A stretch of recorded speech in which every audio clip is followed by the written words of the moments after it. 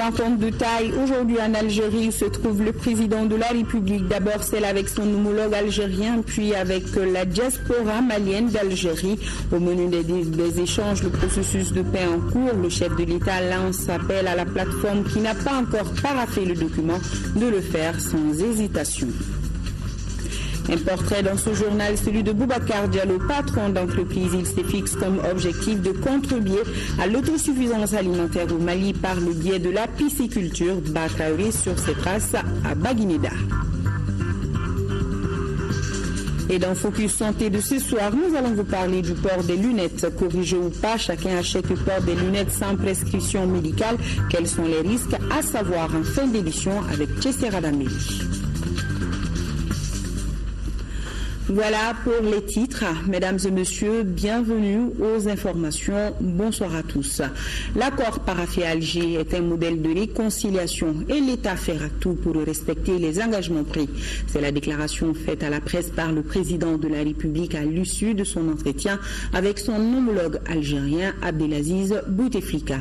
Le chef de l'État a saisi cette occasion pour appeler la coordination de la plateforme qui n'a pas encore paraphé le document de le faire sans hésitation. Là-dessus, écoutons le président de la République au micro de nos envoyés spéciaux, Amadou Sankaré et Adama Kamara.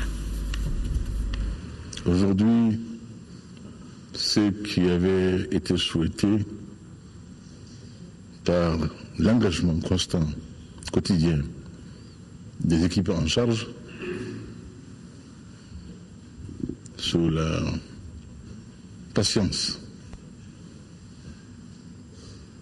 la sagesse et l'expérience diplomatique de mon frère Antoine Lamanda a abouti à un accord pour la paix et la réconciliation au Mali. C'est un cadre à l'intérieur duquel l'essentiel a été préservé. Nous avions souhaité que ne fût mise en cause d'aucune façon, l'indépendance, la souveraineté du Mali et son intégrité territoriale. Cela a été scrupuleusement observé. Il reste que quand on négocie, il faut des accommodements, il faut que les parties soient à l'aise. Et c'est l'effort intelligent de ce dosage qui rend ce document singulier. Pourquoi j'ai la faiblesse de penser que l'accord conclu en Alger peut être considéré comme un modèle de réconciliation et d'accord de paix dans un pays. Je le dis avec modestie, mais l'histoire le dira de manière plus savante et plus doctrine que moi. Pour notre part, bien évidemment, l'ayant paraphé, le 1er mars, en compagnie de ceux de nos frères de la plateforme, il va sans dire que nous ferons tout pour tenir nos engagements. Et nous voulons rester optimistes par rapport à nos frères qui n'ont pas encore compris l'urgence qu'il y a pour nous tous, sans hésitation, à accepter cet accord équilibré qui ouvre des voies nouvelles pour le Mali, pour la reconstruction du Mali, un Mali apaisé, un Mali réconcilié, un Mali en paix. L'accord de paix et de réconciliation n'est que le début d'un parcours nouveau. Il s'agira de reconstruire l'État malien.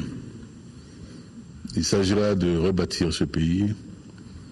Il s'agira de construire, de développer pour que, en chacune des parties du Mali, on se sente fiers d'être maliens, considérés et pris vigoureusement en charge par la collectivité nationale au plan des besoins sociaux, des besoins culturels de base, au plan des infrastructures, au plan du développement du meilleur holistique.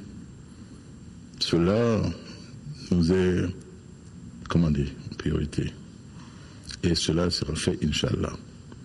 Là aussi, nous aurons besoin de l'accompagnement de nos frères algériens, de la communauté internationale, mais singulièrement de nos voisins immédiats, qui le comprennent.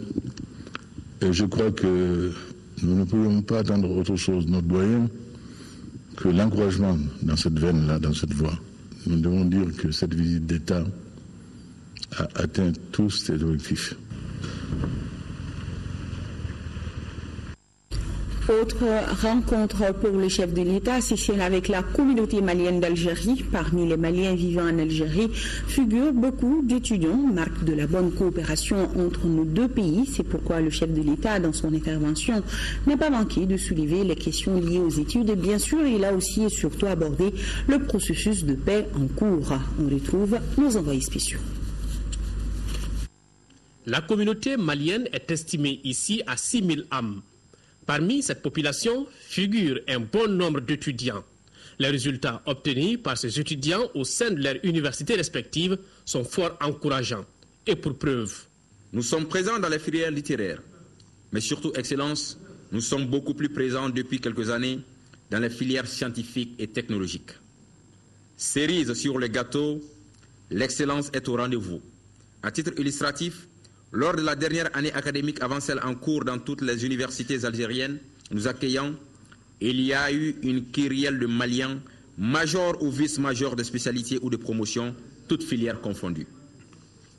En nous donnant l'occasion de prendre la parole en cette occasion, les élèves étudiants et stagiaires maliens en Algérie en sont indubitablement honorés. La jeunesse malienne, qu'elle soit contemporaine de son siècle, cela veut dire que dans tous les domaines, vous soyez parmi les meilleurs. Et nous ferons tout pour cela. Pas pour vous complaire, j'en ai cure, parce que l'intérêt du Mali. Que nous ayons une jeunesse estudiantine à propos, sachant ce qu'elle veut, où elle veut aller, se donnant à fond dans les études, et les meilleurs. Surtout dans les sciences. Dans la bouche d'un littéraire, c'est succulent. Et c'est ça qui est porteur. Nous disons le monde. Vous faites le monde, les scientifiques. Et nous avons besoin de cela. Mon propos, c'est le Mali. C'est le Mali, c'est le Mali. Parlant de l'accord de paix, les étudiants ont salué les efforts de l'État et de tous les partenaires qui se sont engagés pour qu'on arrive à ce niveau. Tous les Maliens, du nord au sud, d'est en est, au-delà de nos différences ethniques ou culturelles ou de nos couleurs, nous sommes tous unis par un même cordon ombilical, le Mali, notre très cher patrimère. En illustre aisément la portée et la signification de notre devise, un peuple, un but, une foi. Prenant la parole, le chef de l'État a réitéré son amitié au peuple algérien avant de souligner que l'Algérie a été un bon choix pour conduire ce processus de paix. Après évaluation considérée, en raison de tous les fondements historiques, politiques, idéologiques, historiques, anthropologiques même de nos relations avec l'Algérie, que ce pays était l'un des mieux à même de nous servir de centre de discussion, confortablement et en confiance. Nous avons choisi délibérément. Pourquoi je suis venu en Alger en janvier 2014? Pour demander à notre aîné bien-aimé, je lui dis avec toute la ferveur que cela m'inspire, tout le respect que je dois au président Bouteflika, lui demander, doyen, impliquez-vous, votre pays frère, le Mali, est en peine. Nous nous souvenons, nous, au Mali, de votre compagnonnage avec Modibo Keïta. Nous savons que le Mali fut la base arrière de la révolution algérienne. Pour ces motifs-là, je viens vous demander d'aider ce pays frère à résoudre son problème intérieur. Il y a beaucoup d'interférences, plus malheureuses qu'heureuses, mais vous, Algérie, nous vous faisons confiance. Après cette rencontre, le président Keïta a accordé une audience au premier ministre algérien Abdelmalek Sellal, mais rien n'a filtré des échanges. Nous allons à présent essayer de comprendre qu'est-ce que c'est que la régionalisation. Le thème est en tout cas d'actualité ici au Mali. Motivation donc pour les participants de l'atelier initié par Global Local Forum d'en parler. La régionalisation dans le monde est une contribution à la réflexion en cours au Mali. C'est le sujet qui se trouve au cœur des travaux de Marie ici à Bamako. Cette rencontre qui vise à capitaliser et partager les expériences des autres pays en matière de régionalisation. Boubacar Sissoko, les détails. Cet atelier de 2 jours vise à cerner tous les contours liés à la régionalisation vers laquelle le Mali s'achemine. Les 3 problématiques fondamentales seront traitées durant cet atelier. Il s'agit des enjeux et concepts de régionalisation, de la méthode et des institutions de la régionalisation, ainsi que des instruments et des ressources du processus de régionalisation. Les initiateurs de la rencontre ont trouvé plusieurs atouts au processus de régionalisation. Selon eux, une régionalisation bien pensée, bien inspirée, négociée, progressive a fait ses preuves ailleurs, notamment en Côte d'Ivoire et en Espagne. Cet atelier apparaît donc comme une opportunité pour les autorités maliennes de partager les expériences et les bonnes pratiques dans le monde en matière de régionalisation. À cet effet, les experts prouveront que la régionalisation bien appliquée pourrait être un levier de la croissance et de la démocratie, voire la bonne gouvernance pour un développement équilibré. Le ministre de l'Équipement, des Transports et du Désenclavement visite à Kay. Mamadou Hachim Koumaré a visité les travaux du chantier du dépôt de kérosène à l'aéroport d'Agdag de Kay. Les travaux sont en retard et instruction a été donnée par le ministre de les terminer d'ici la fin du mois de juillet. Précision qui nous viennent de nos envoyés spéciaux à Kay, Moulay Sidibé et Lamine Keïta. Cela paraît étonnant, mais l'aéroport international de Kay Dagdag ne dispose toujours pas de dépôt de kérosène. Les travaux en cours avancent timidement, seulement 50,48% des taux d'exécution. Le chantier vient de recevoir la visite du ministre de l'Équipement, des Transports et du Désenclavement qui a effectué le déplacement pour s'enquérir de l'état d'avancement des travaux. Nous avons profité de cette visite pour voir l'état d'avancement des travaux et aussi de faire le point avec l'entreprise qui exécute les travaux, avec les élus qui nous accompagnent et avec aussi le gouverneur et tous ses conseillers pour être sûr de l'état d'avancement et aussi s'assurer que les travaux seront réalisés à temps réel et que nous pourrons avoir cette année les premiers vols qui vont atterrir à Kay et le plus rapidement possible. Sur place, le ministre n'a pas caché son mécontentement pour le retard accusé. Vous savez, je suis un peu difficile dans le côté de satisfaction. Je ne suis pas totalement très satisfait, pour le dire honnêtement. Les travaux étaient programmés pour 12 mois. Nous sommes au-delà de ça. Donc on ne peut pas être satisfait. Mais quand même, l'espoir est venu. Parce qu'il y a une coordination avec l'entreprise qui nous permet de faire le maximum pour que, si possible, il termine dans les mois à venir. Je n'ose pas donner les délais exacts qu'ils nous ont communiqués, mais je voudrais qu'à l'œuvre, nous puissions travailler ensemble pour qu'au moins cette année, que la saison touristique ne soit terminée avant que les premiers vols n'atterrissent à Kay. Du côté de l'entreprise, on assure tout faire pour que le dépôt soit terminé d'ici à fin juillet 2015. Initialement, avec toutes les difficultés rencontrées, nous avons prévu la fin pour fin juillet, mais comme l'administration a tenu à nous assister, à nous aider, jusqu'en fin juin, nous ferons l'effort, bien sûr avec le concours de l'administration, pour pouvoir finir le chantier. Et nous allons suivre. L'Agence nationale de la météorologie Mali Météo informe le public des données météorologiques sur les missions et les effets du changement climatique. C'est à la faveur d'une rencontre qui s'inscrit dans le cadre de la journée mondiale de la météorologie célébrée le 23 mars. Nous, Sissoko. Les prévisions météorologiques sont prises en compte dans plusieurs secteurs d'activité. C'est pour rendre plus visibles les actions de la météo et partager les enjeux du changement climatique que Mali Météo a initié cette rencontre. Une rencontre qui va en droite ligne de la journée météorologique mondiale célébrée le 23 mars. Cette année, le thème retenu est « Climat, comprendre pour agir ». La variabilité du temps du climat, ça a toujours existé. Mais les changements climatiques exacerbent ce phénomène. Les sécheresses, l'intensité augmente, les fréquences augmentent, les tempêtes, les cyclones augmentent. La météo observe, prévoir le temps, donner des instruments, des produits aux gens et constituer une base d'informations que les autres usagers peuvent utiliser dans les activités quotidiennes. Le service météorologique doit accompagner les utilisateurs des prévisions météo. Cela afin de faire face aux effets du changement climatique, selon le secrétaire général du ministère de l'Équipement, des Transports et du Désenclavement. Nous devons avoir des comportements qui s'adaptent à ces changements climatiques-là. Nous devons donc agir vite pour que nous puissions faire en sorte que les générations futures puissent bénéficier d'un climat viable, un climat qui permette le développement socio-économique. Un sketch sur les effets du changement climatique présenté par des sortants de l'Institut national des arts et du conservatoire Bala-Fasségué a servi de support aux échanges. Sommes-nous courtois dans la circulation? La réponse à cette question, on l'aura demain, 24 mars, car c'est justement la journée nationale de la courtoisie sur la route au Mali. Le thème retenu pour cette 5e édition est la sécurité des personnes en situation de handicap dans la circulation routière.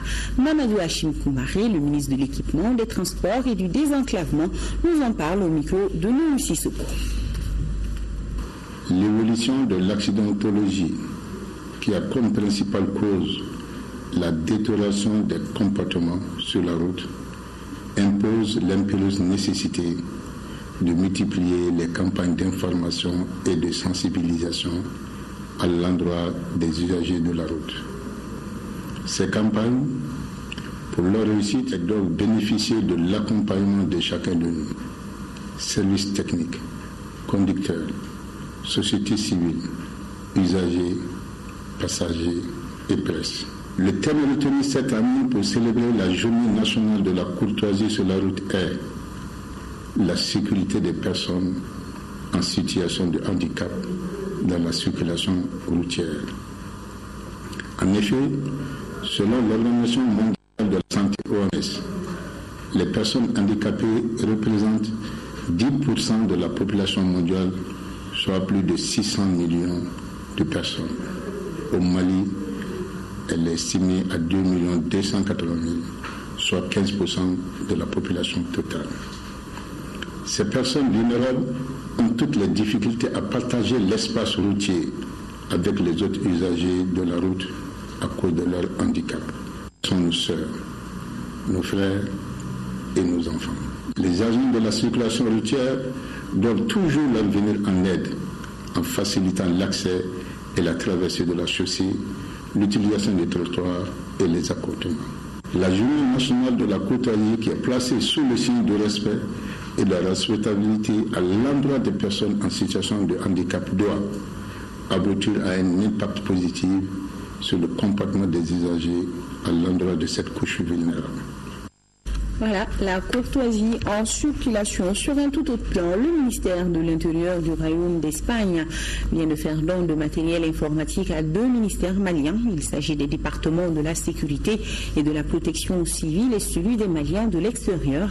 Un appui qui entre dans le cadre de la coopération entre nos deux pays et aidera sûrement les forces de sécurité à mieux lutter contre l'insécurité dans nos villes. Compte rendu de la remise avec Al-Jumatina. Ces matériels informatiques sont destinés au ministère de la Sécurité et de la Protection civile et à celui des Maliens de l'extérieur. Le geste du ministère de l'Intérieur d'Espagne vise à doter les 2 départements d'équipements dans le cadre de la lutte contre le phénomène de l'immigration et ses graves conséquences. Le ministère de l'Intérieur de l'Espagne souhaite, aux côtés du Mali, être partie prenante d'un projet conjoint qui illuminera l'importance croissante du phénomène de l'immigration, et pour que cet objectif commun voie le jour, il va sans dire que la coopération policière est essentielle. Cette assistance technique et logistique du Royaume d'Espagne renforcera les capacités opérationnelles des forces de sécurité du Mali. Notre pays vit de nos jours une période grave de son histoire et connaît de réelles difficultés pour l'équipement de ses forces de sécurité. Ces équipements contribueront assurément à rehausser l'efficacité opérationnelle des unités de sécurité participant ainsi de façon active à la lutte contre l'insécurité dans nos villes. S'agissant des matériels, le ministre rassure qu'une utilisation judicieuse sera faite. Un accord de réalisation de plusieurs projets au Mali vient d'être signé. Ces projets vont de la réhabilitation et l'équipement des mosquées à la construction d'un centre pour albinos. La cérémonie des signatures a regroupé autour du ministre de tutelle les bénéficiaires et les partenaires saoudiens. Mamoudou Sidibé, compte rendu. La signature de l'accord de réalisation de certains projets au Mali a été effective ce lundi. Il s'agit de la dotation de certaines mosquées de panneaux solaires pour un montant de plus de 27 millions de francs CFA, de la réalisation des forages pour un montant de plus de 30 millions de francs CFA, de la construction d'un centre pour albinos. La liste n'est pas exhaustive. L'Awami et le Royaume d'Arabie Saoudite sont très heureux d'accompagner le peuple malien dans ce processus de développement qu'il a entamé depuis un certain temps. Ils sont très heureux de constater aussi que de plus en plus les responsables du pays, que ce soit au niveau ministériel, on retrouve des gens qui s'intéressent beaucoup à l'islam. Puisqu'ils s'intéressent à l'islam, ça veut dire qu'ils ont reçu des enseignements qui leur permettent donc de se soucier de leur peuple. Et le peuple saoudien, le Royaume d'Arabie Saoudite, est très heureux d'accompagner le Mali dans ce processus. La cérémonie a été l'occasion pour le ministre des Affaires religieuses et du culte de rappeler que le Mali est un pays musulman qui respecte le droit de l'homme. Quelque part dans le contexte aujourd'hui malien, c'est pour dire à l'ensemble du Mali et à la face du monde que le Mali ne connaît pas d'exclusion, que le Mali n'a pas de paria et qu'au Mali, tant qu'on sert le pays avec les valeurs qu'on a, on aura la place qui nous revient. C'est un Mali d'ensemble, ou du nord au sud, d'est en ouest, du centre, tout le monde a les mêmes droits, les mêmes égalités. Cette signature de convention est le résultat de l'entretien qui a eu lieu entre le ministre des Affaires religieuses et du culte et la direction de Wami à la Mecque. Lancement du programme de formation sur les risques sanitaires des aliments. 30 cadres nationaux et groupes cibles seront formés à l'analyse et l'évaluation des risques sanitaires des aliments. Plus de 134 millions de francs CFA, c'est le coût du programme financé par la FAO et exécuté par l'Agence nationale de la sécurité sanitaire des aliments, ANSA. Agali Ag Agissa, reportage. Refuser les aliments nuisibles à la santé sur les marchés maliens. Tel est le cheval de bataille de l'Agence nationale de la sécurité sanitaire des aliments, ANSA. C'est justement dans ce cadre que l'agence a lancé un programme de formation sur l'analyse des risques sanitaires des aliments. La présente formation s'inscrit donc dans le cadre d'un programme de coopération de renforcement des capacités techniques des cadres de l'ANSA et de ses partenaires en matière d'analyse des risques, de l'utilisation de cette analyse dans la gestion des activités du contrôle alimentaire au niveau national et dans le développement de la réglementation sanitaire, y compris la participation aux travaux du Codex Alimentaris. Le projet d'une durée de 2 ans va renforcer les capacités des gestionnaires des risques alimentaires en matière d'évaluation des risques et de communication sur les dangers liés aux produits malsains. Ce projet a été financé par le programme de coopération technique de la FAO à la hauteur de $268 000, soit 134 millions de francs CFA.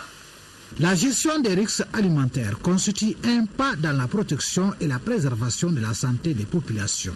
Le projet contribuera plus efficacement à l'amélioration des capacités du gouvernement du Mali à participer activement aux travaux de la commission du Codex alimentaire et de ses experts maliens, aux organes d'évaluation du risque de la FAO-OMS. Renforcer l'efficacité des actions de contrôle des aliments en adaptant une démarche fondée sur l'analyse des risques sanitaires des aliments conformément aux recommandations internationales du Codex. Au terme du programme qui s'étalera sur 7 ateliers, 30 cadres nationaux et plusieurs groupes cibles seront formés. Et ce dossier à présent qui nous amène sur les traces de Boubacar Diallo, chef d'entreprise, veut contribuer à sa manière à l'autosuffisance alimentaire par le biais de la pisciculture. Pour cela, il a aménagé à Baguineda un périmètre qui répond à ses aspirations. Toutes les technologies de la pêche s'y trouvent. Découvrons ensemble cette ferme avec notre équipe de reportage dirigée par Batraori en collaboration avec Deshvelé Academy. Plus d'une dizaine d'étangs artificiels et une trentaine de bassins d'élevage des poissons. C'est le domaine de Boubacar Diallo, ancien libraire devenu entrepreneur. Il gère aujourd'hui l'une des plus grandes fermes piscicoles du Mali. Ça, c'est une passion pour moi, la pisciculture. De façon naturelle, j'ai toujours aimé l'élevage des poissons. Quand j'avais mon plus jeune âge, on partait faire la pêche à la maison. Mais cette ancienne pratique de pêche a aujourd'hui cédé la place à des techniques plus modernes. Installée à une trentaine de kilomètres de Bamako, la ferme offre plus d'espace et d'eau pour le développement des poissons. Certaines de ces cellules sont déjà matures après 6 mois de vie dans l'eau. Après 4 années dans ce secteur en évolution, l'entrepreneur veut lancer cette activité. Faire la pisciculture, c'est pas compliqué. Nous avons la chance d'avoir l'eau au Mali. Donc, il suffit maintenant d'avoir un peu de volonté et de sérieux dans le travail. Mais il faut aussi beaucoup d'argent. Dans sa ferme, Diallo a installé toutes les étapes, de l'extraction des ovules jusqu'à la vente des alevins, ce qui lui a coûté plus d'1 milliard de francs CFA. Mais les crédits sont difficiles à avoir car le secteur est encore peu connu. Je demande franchement aux autorités donc encore peut-être de trouver le moyen de mettre un fonds de garantie pour les pisciculteurs qui vont se multiplier sur toute l'étendue du territoire. Aujourd'hui, président des apiculteurs du Mali, Diallo a commencé à apprendre tout sur la pisciculture il y a seulement quelques années. Il dispose même d'un laboratoire où il procède à l'éclosion des ovules et à la conservation des alevins. Mais le sexagénaire ne s'arrête pas là. Il veut amener les Maliens à consommer plus de poissons frais et même exporter ses produits hors du Mali. Pour atteindre ses objectifs, Diallo a aménagé des cages flottantes sur le fleuve Niger qui avoisine sa ferme. Cet investissement, il l'a fait récemment. Les poissons y grandissent dans leur milieu naturel et pour lui, c'est plus économique car les cages flottantes ne demandent pas d'énergie ni de lumière. Cette technique d'élevage est très révolutionnaire. Les poissons se trouvent déjà dans leur milieu naturel, ils se sentent dans leur milieu naturel. Ce qui fait qu'on a juste besoin de leur nourrir avec de l'aliment. Voilà, des initiatives à encourager. Près de 300 millions de francs CFA, c'est le montant investi par l'UNICEF pour offrir une eau de qualité aux populations de Tombouctou. Cette somme a servi à la SOMAGEP de renforcer ses capacités d'équipement pour satisfaire la clientèle. Au RTM Tombouctou, Adama Djimbi. Pour que l'eau coule à flot à la satisfaction des consommateurs et de la SOMAGEP à Tombouctou, l'UNICEF a dû mettre les bouchées doubles.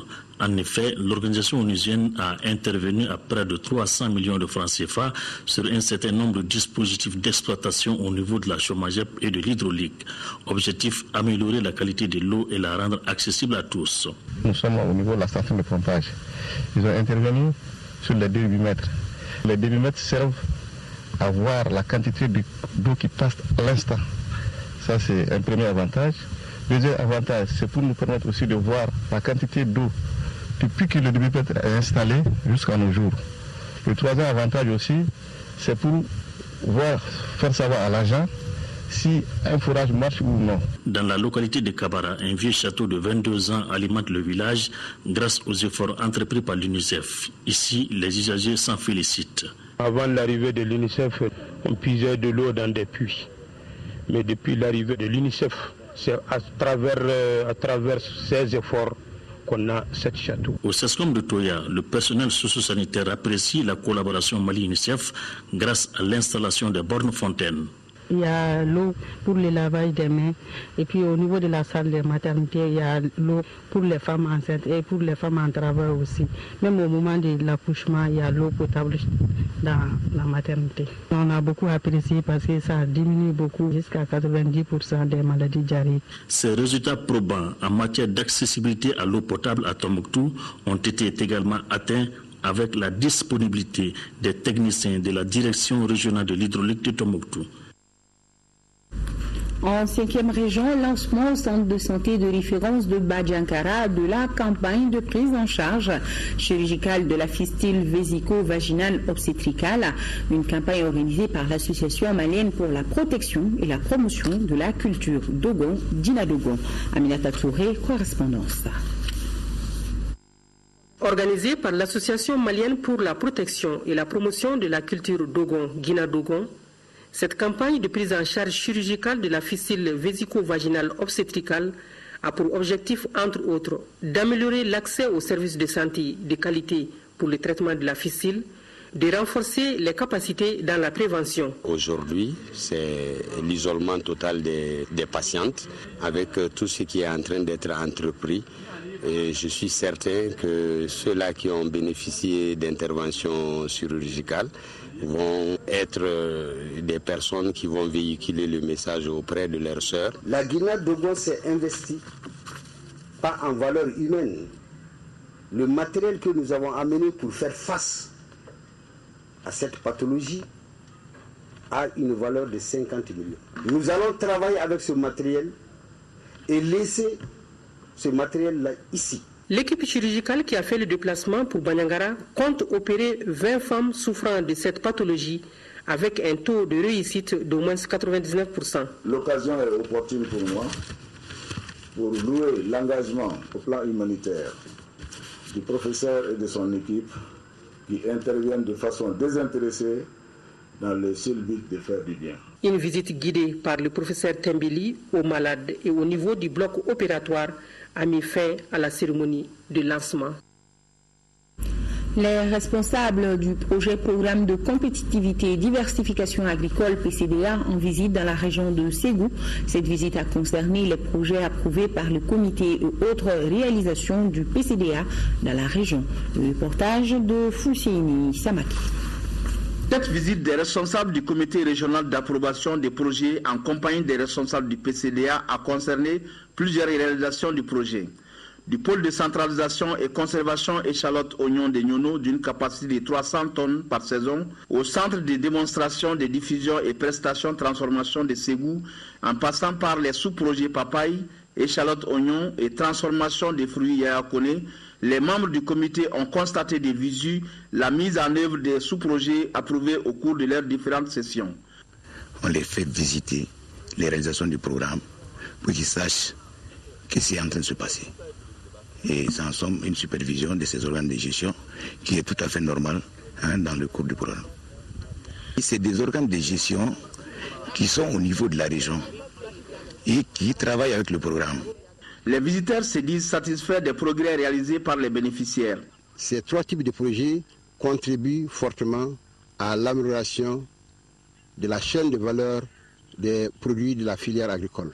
Et nous avons été impressionnés à certains niveaux par la qualité des projets. Je transforme de la papaye, mangue et d'autres fruits. Cela m'a permis non seulement d'avoir un travail, mais aussi je suis avec 4 de mes promotionnaires. Notons que le PCDA a pour objectif le développement et l'accroissement des revenus en milieu rural à travers l'amélioration des performances des chaînes d'approvisionnement des filières agricoles, d'élevage et de pêche à vocation commerciale.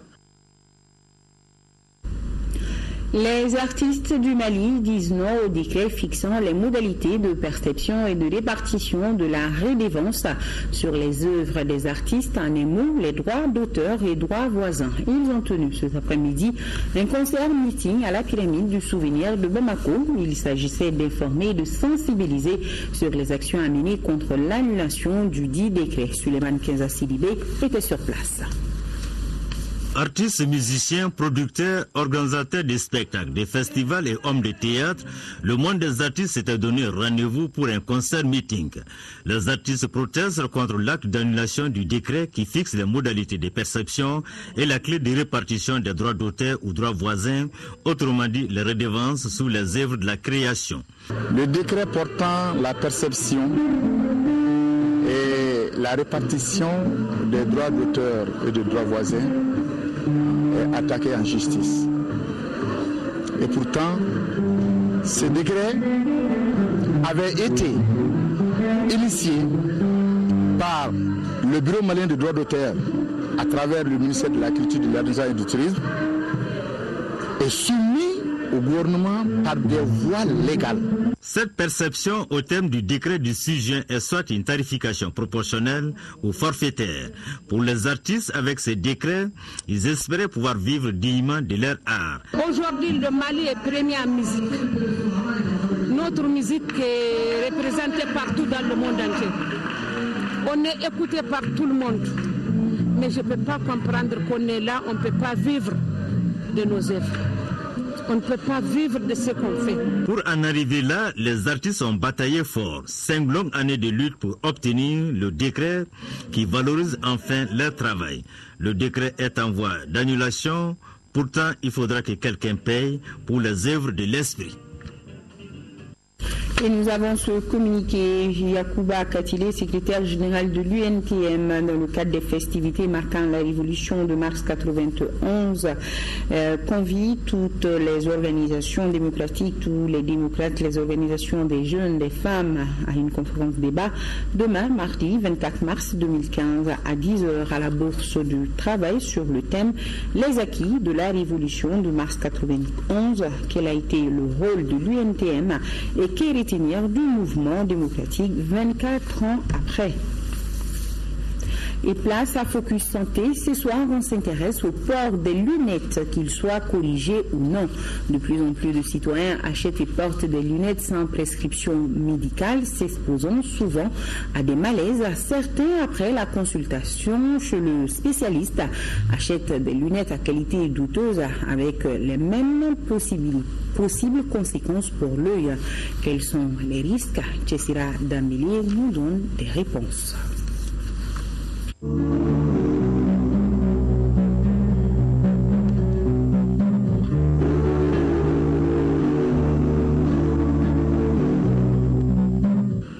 On ne sensibilisera jamais assez au Mali sur les meilleures pratiques en matière de port de lunettes. Les spécialistes comptabilisent déjà le nombre de patients leur parvenant après un mauvais choix de verre, comme ce patient qui cherche à gérer dans un cabinet d'ophtalmologie les conséquences d'un choix de jeunesse.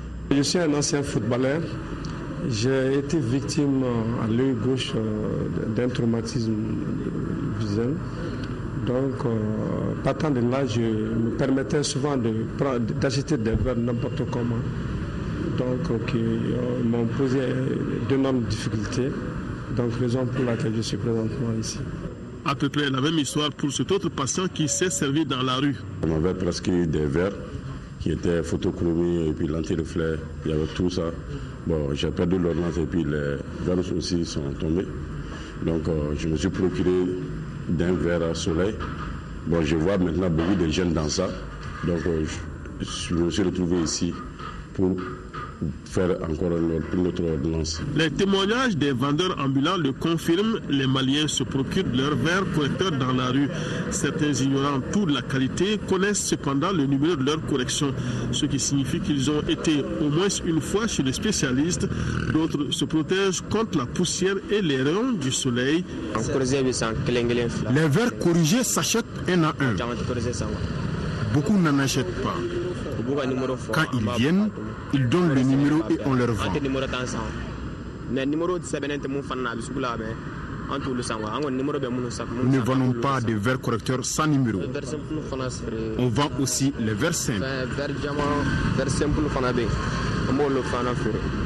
L'argument de la cherté de la vie est le plus évoqué ici par les clients. Les lunettes coûtent ici entre 1000 et 2000 francs CFA.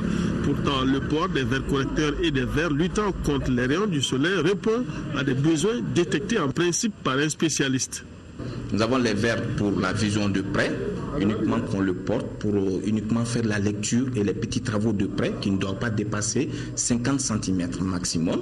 Et on a les verres de vision de loin qui sont des verres de port permanent qu'on porte, qu'on regarde la télé, on peut conduire, on peut faire tous les travaux avec ces verres. Nous avons des verres qui vous protègent contre les rayons ultraviolets qu'on appelle les verres soleil. En principe, ce n'est pas des verres qu'on achète comme ça dans le tas. On doit passer d'abord faire une consultation d'ophtalmologie chez l'ophtalmologue. L'optométriste regarde quels sont les types de verres adaptés à votre vision et que la vision soit beaucoup plus nette et claire. Voilà l'objet des verres. Vision saine, claire et nette. Les récurrents problèmes de contrôle des produits sur le marché, un mauvais choix peut contribuer à créer plutôt des problèmes. Ça peut vous provoquer un problème de tension de l'œil. Parce que ce sont les vaisseaux visuels qui vont être vraiment très embêtés. Et ce sont les nerfs visuels qui seront tendus. Et à force que ces nerfs visuels et autres sont tendus, ça peut augmenter la pression intraoculaire. L'objectif des lunettes de soleil, c'est pour protéger l'œil contre les radiations soleil, les anti-UV. Et il n'y a pas souvent des anti-UV, ou soit c'est en quantité infinie, ou soit c'est trop. Alors, donc les mesures ne sont pas connues. Et toi, parce que c'est moins cher, vous le procurer. Au fil du temps, vous pouvez avoir des problèmes de tension de l'œil, l'armoire, etc. Alors, qui n'a jamais couru ce risque dans la vie, protégeant ou exposant ses yeux sans le savoir?